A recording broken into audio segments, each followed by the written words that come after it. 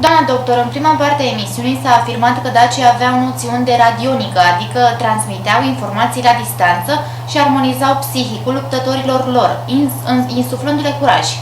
Da, și pare o tehnică foarte modernă dacă înțelegeți ce făceau. Dar uitați ce presupune acest lucru. Amplasau în 3 colțuri unde. Deci, în primul rând, deci respectau un desen geometric. Deci era vorba de un triunghi acolo, știți? Deci nu la întâmplare. Deci era totul foarte bine calculat. Și la distanță mare de teren. O să vedeți că suprafața era cât la unui județ. Adică era o suprafață foarte mare, la distanțe mari.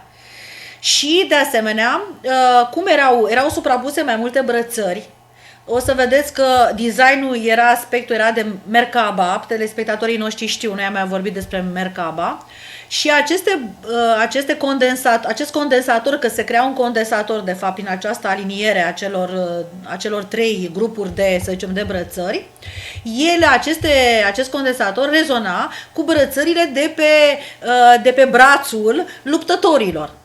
Și le insufla, le transmitea o energie pozitivă, le transmitea putere, forță, încredere.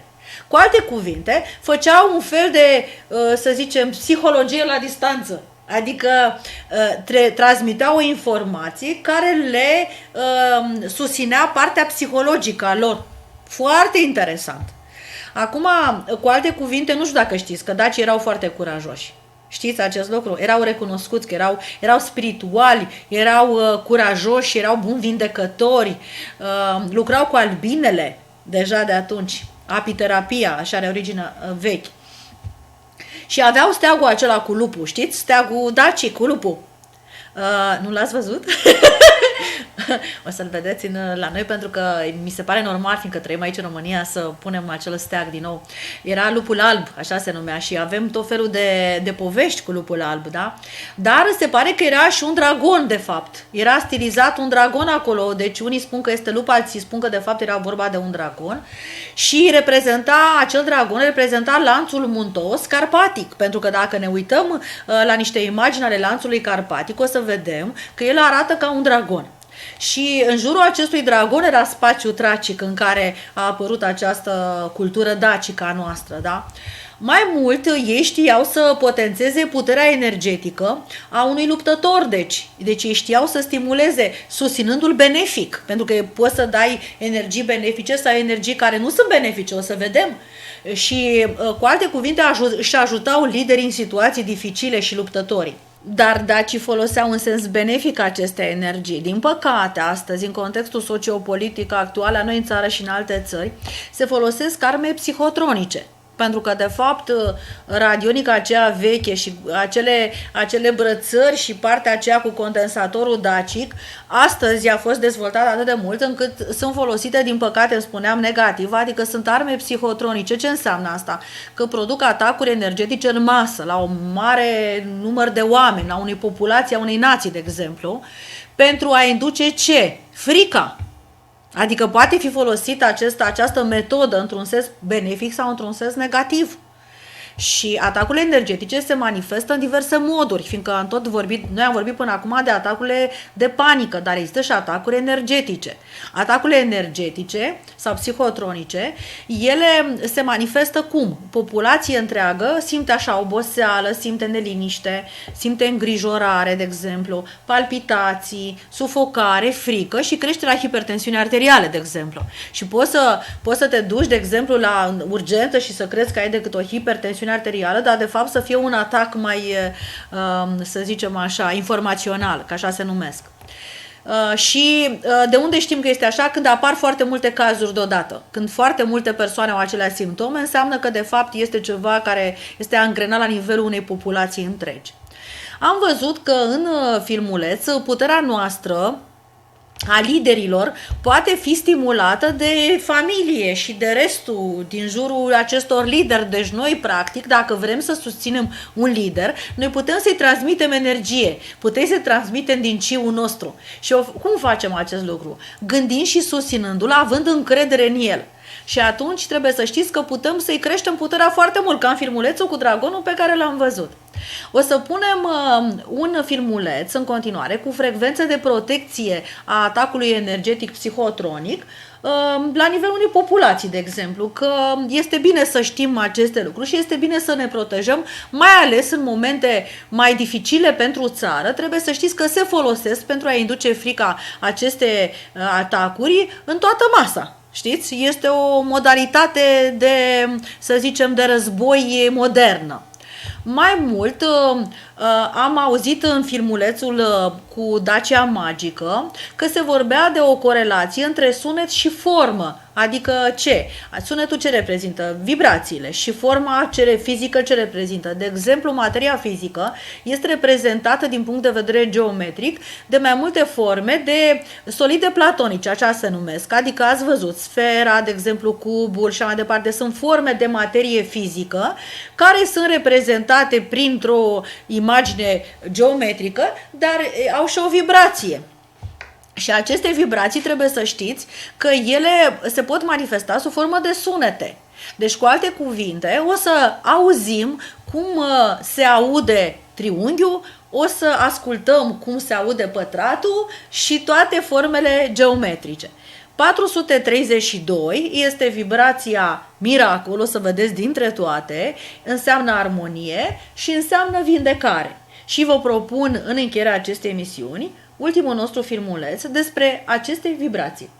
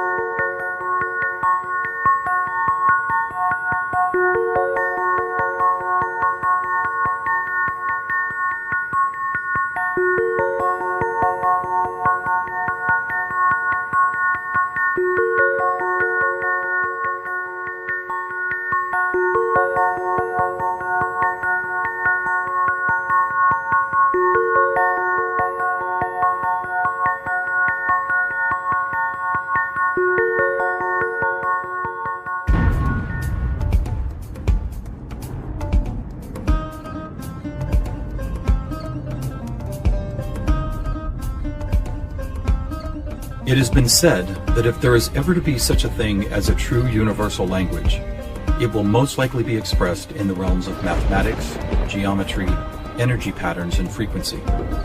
Could it be that this language, or at least the foundation of it, already exists here on Earth? Is it possible that over the course of thousands of years, we have been somehow guided in the process of creating this new form of communication? And if so, what type of information will be conveyed through it that could not be expressed any other way? In the search for answers, we must be prepared to trek through both time and space, to open our eyes and minds wide enough to notice compelling coincidences, and to stand back far enough to see if the building blocks of some kind of mathematical, spatial, frequency-based language emerge. But before we begin our journey, we will pause here in the present day to notice some of the ways that we measure and tabulate the world around us.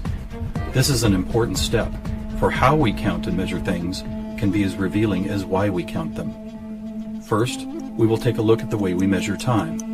For all practical purposes, the smallest unit is 1 second, and we all know it takes 60 seconds to make a minute, and then 60 of these minutes to make an hour.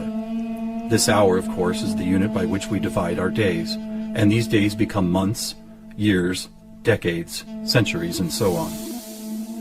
Speaking of 60, Let's take a moment to notice that all geometry, whether it is 2 or 3 dimensional, is also derived from base 60 mathematics that provide the foundation for a 360-degree circle, which in turn provides us with all the angles and formulas for creating virtually every shape known to humankind. Now let's look at how many cultures from all over the world have chosen to count and group things. Right away, we see that we have been attracted to the number 12. 12 eggs in a dozen, 12 months in a year, 12 inches in a foot, 12 signs of the zodiac. Strangely, whether it's tallying disciples or mythical gods, the number 12 appears often in the telling of our greatest stories about ourselves. And what about distance? Your local town might be measured in meters or other units, but when we talk about measuring our planet, the standards we all use revert back to base 60 units of miles, minutes, or geometrical degrees. Are you noticing the pattern here? We seem to be encountering a lot of 12s and 60s. Are they related? And if so, how? To answer that piece of the puzzle, we must travel roughly 5,000 years back in time to visit the ancient Sumerian culture of Mesopotamia, for here is where our 1260-based math comes from. This counting system, which was invented by the same people who produced the world's first written language, involved counting the knuckles of the 4 long fingers on one hand and then multiplying them by all 5 digits on the other hand. If you do this, you will get a maximum number of 12 knuckles times 5 fingers, which of course totals 60. How these cosmic jumps in language and mathematics occurred so suddenly is open to debate. But it is interesting to note that the ancient Sumerians themselves wrote about being given this information by sky god visitors they called the Anunnaki. Who and what the Anunnaki were is a hotly contested subject, but one thing that cannot be denied is the fact that over 5,000 years ago, a mathematical system was born that incredibly still serves us today. So now that we have our various units of measurement, all based on the Sumerian 1260 counting system, let's jump forward to a few pivotal moments in history and see what other numbers, patterns, and synchronicities appear. In the 6th century BC, on the Greek island of Samos, the famed mathematician Pythagoras led a school of thought that married philosophy, mathematics, music, and of course geometry. And while Pythagoras did not discover advanced geometry, he did apply it in new ways, especially to music. For instance, he noticed that when a tauten string was plucked, it would create a tone. And when that string was divided in half, it would make the same tone only twice as high in pitch. Pythagoras then came up with numerical ratios based on harmonic fifths, and this led to the creation of the musical scale found at the root of most modern music. It is important to note that according to Pythagoras, all musical notes were found by using mathematics, and as such were given number values according to their placement in a kind of master grid. For instance, by using fifths beginning from note number 1, he was eventually guided to note 27. And to find the same note twice as high in pitch, he simply kept doubling it to 54, 108, 216, 432, and so on up the scale. If you've ever heard of Pythagorean tuning, you know that the number 432 is quite important. To Pythagoras himself, it probably wouldn't have stood out more than any other in his numerical grid. But in our quest to find a universal language based on mathematics and frequency, this particular note represents a significant piece of coincidental evidence. You see, many ancient musical instruments, from Tibetan bowls to Native American flutes, happen to produce the same tone, a tone that vibrates at 432 cycles per second.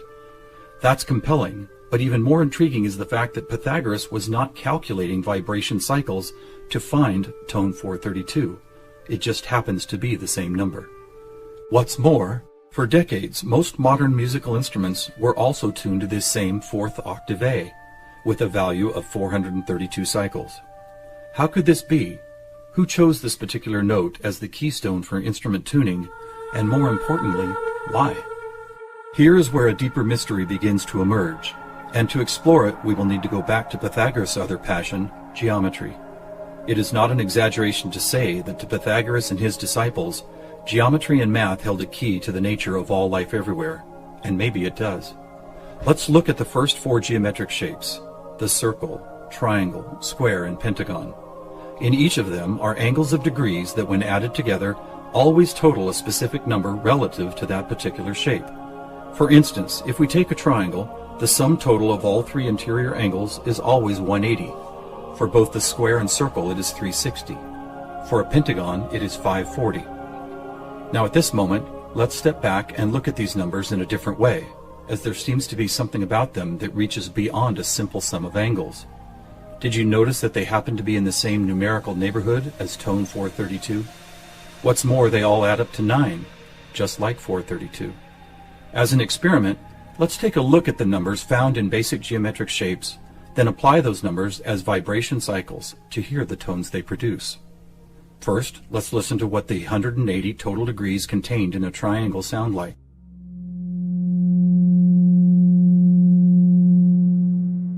And here's a squares and circles 360 in cycles per second. A perfect octave up from the triangle. What about the pentagon at 540? That sounds like a harmonic fifth of the other two. That's interesting. What are these tones? They are F sharp and its perfect harmonic fifth of C sharp. Let's keep going. What does a hexagon 720 sound like? Another F sharp. Here's a seven-sided septagon, which totals 900. This is an A sharp, which happens to be the note required to complete an F sharp major chord in perfect three-part harmony.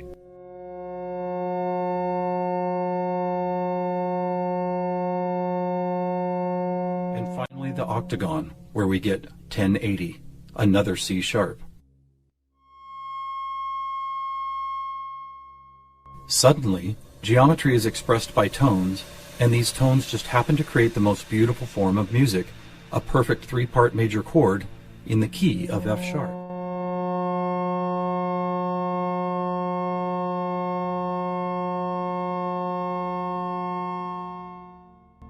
Is this something we've been missing for years? Is it important? To the famous philosopher and mathematician Plato, the answer would have been a resounding yes, for it is Plato who advanced the study of two-dimensional geometry into three-dimensional geometry, and who began to recognize that nature, whether expressed as a tone, the petal design of a flower, or the spiraling design of a seashell, seemed to follow a 3D mathematical pattern. In fact, it became an obsession of Plato to try and find the simplest three-dimensional geometric shapes, and his quest ultimately revealed what we now call the Platonic solids. In essence, these forms represent the most elemental construction blocks found both in human-made and natural forms. So let's see if and how they fit into our geometry tone grid. First, there is the tetrahedron, or a three-sided pyramid comprised of 4 interlocking triangles. As we did before, let's add up all the angles found in those 4 triangles. The answer, 720, which we have already seen is the tone F sharp.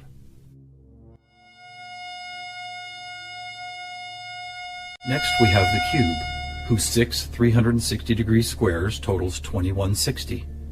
What does it sound like?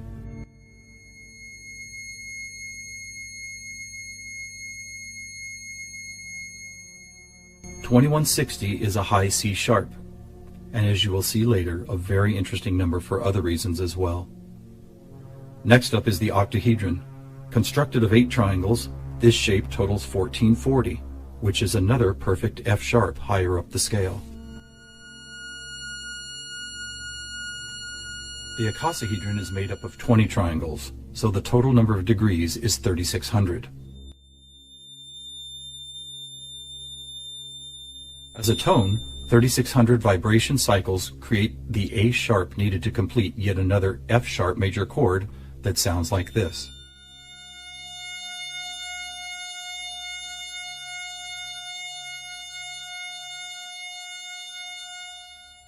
At this point, we have seen how 2- and 3-dimensional geometry can be expressed by the notes found in an F sharp major chord.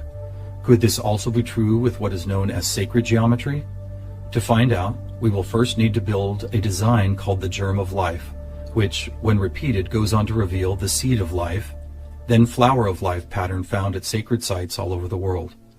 First, we start with a circle at 360 degrees, which is the familiar F sharp. We then add our second circle, bringing the total to 720. another F sharp. 3 circles totals 1080, which provides the harmonic fifth of C sharp. 4 circles is 1440, another F sharp. 5 circles totals 1800, or the A sharp needed to once again provide the harmonic third of an F sharp major chord. And finally the 6th circle, which brings the total to 2160, another C sharp. Amazing! It's as if we can now both see and hear the flower of life pattern that has intrigued humankind for thousands of years. So now we have 2-dimensional geometry, 3-dimensional geometry, and even sacred geometry being represented by different variations of an F sharp major chord. How is this not common knowledge? How have we missed this connection? There are actually 3 explanations. 1, for reasons ranging from the mundane to the conspiratorial, musical instruments are no longer tuned to an A vibrating at 432 cycles per second, but rather 440. 2, modern tuning calls for equal temperament, which no longer adheres to Pythagoras' whole number simplicity. And 3, the tuning method required to reveal geometric shapes is based on a mathematical grid rather than mathematical ratios. This grid, if it had a name, would probably be called something like factor 9, because the number 9 is found not only in the sum of every note on the grid, but also as the number required to move up or down the scale. For instance, if we started at note A at 216 cycles, all we would have to do is add or subtract the number 9 to reveal all the other tones in that octave. And it is here, on this incredible factor 9 grid, that we find not just some of our geometric numbers, but all of them. Conversely, modern A440 tuning reveals not one correlation to geometric numbers. Now let's go back for a moment and take a look at one of these numbers, 2160, the number expressed by both the cube and the germ of life pattern. You may have already noticed that without the 0, it is exactly half of our magic 432. That's worth noting, but what is even more intriguing is the way this number keeps showing up in other large-scale measurements. To discover one of these measurements, we will need to jump forward from Plato's time to when the Mayan civilization was flourishing. Roughly 1500 years ago, Mayan stargazers were the most accomplished astronomers the world had ever known. Their concept of cyclical time led to many incredible discoveries: the accurate length of a year, the exact dates of seasonal changes, even the moments when solar and lunar eclipses would occur.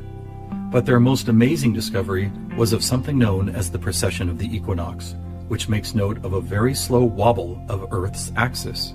Somehow aware of the fact that this wobble takes 25,920 years to complete, the Mayans called this cycle one great year, with each of its 12 great months requiring 2160 Earth years to complete. And what about this? Did you know that the diameter of our moon, when measured in miles, also happens to total? You guessed it, 2160. Lastly, watch what happens when we apply simple division to this highly synchronous number. 2160 divided by 2 is 1080, the angle sum of the octagon. By 3, 720, the total of the hexagon. By 4, 540, the pentagon. And by 5, are you ready? It's the ketone of 432. And by 6, 360, the number of both the square and circle. All F sharps and C sharps, with our 432A thrown into the mix, as if it were some kind of clue to solving a cosmic riddle. Maybe we should look at this number even more closely. As we've stated, our closest celestial neighbor, the moon, is 2160 miles across, and 216 is exactly half of 432. What about the other large object in our sky? Were you aware that our sun is 864,000 miles across?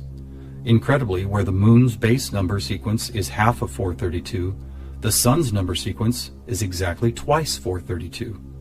And do you know how many seconds there are in a day? 86,400, or 43,200 for the 12 hours of day, and 43,200 for the 12 hours of night. Or try this. Take the 360 degrees found in the circular shape of our sun and moon, and then multiply it by the 12 hours of either day or night. The answer, 4320. Or how about this? What is the only whole number that when squared comes to within 0.01% accuracy to measuring the speed of light? 432.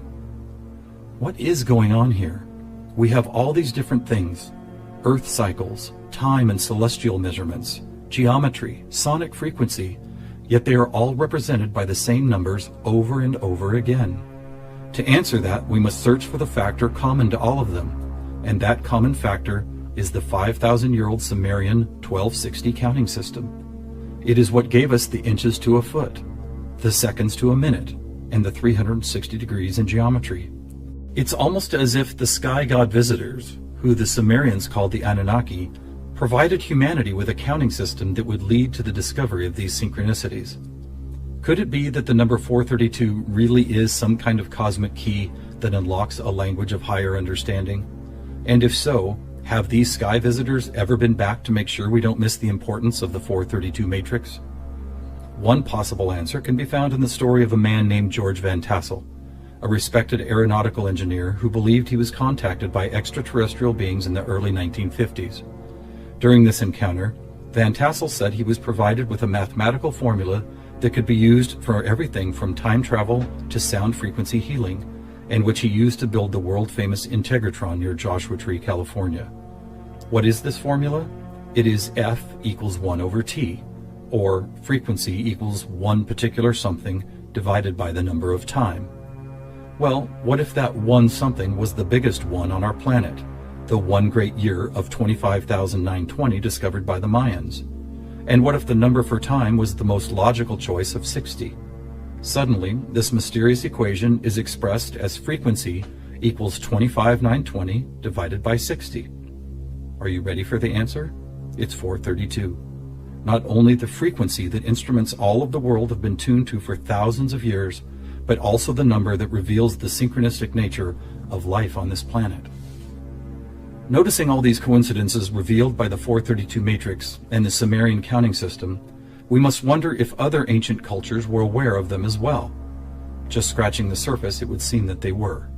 For example, let's take the Sumerian 12 and square it for a total of 144.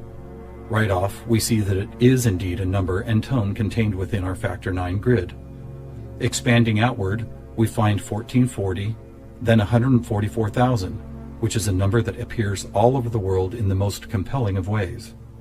Take, for instance, the Great Pyramid of Giza. It happens to have been covered with 144,000 smooth white casing stones. To ancient Mayans, 144,000 days was the length of their 394-year back tune, a time cycle which has just begun again.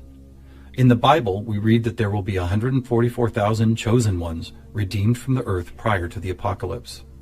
Obviously, number sequences like these have been significant to many different cultures and religious sects, and to one enigmatic group in particular, the Freemasons. Were the earliest Masons, the supposed keepers of sacred information, also aware of the factor 9 grid, the 432 key, and the number 144,000? Their infatuation with the numbers 3 and 13 might be telling.